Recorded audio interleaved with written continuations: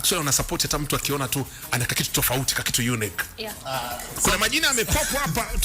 Sometimes si unique. Sometimes ni kama mtu amejitoa fuse. Una get?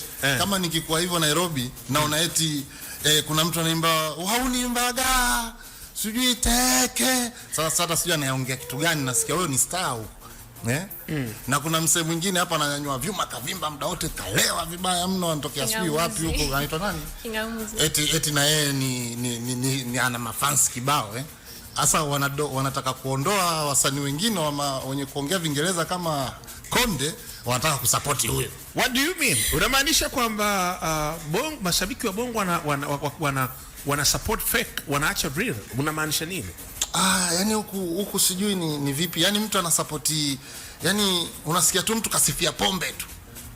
Sijui bwana hii Liquid, basi wasanii wanaachwa wa maana, wanafuata watu wa Liquid. Wauni Mbaga kaacho.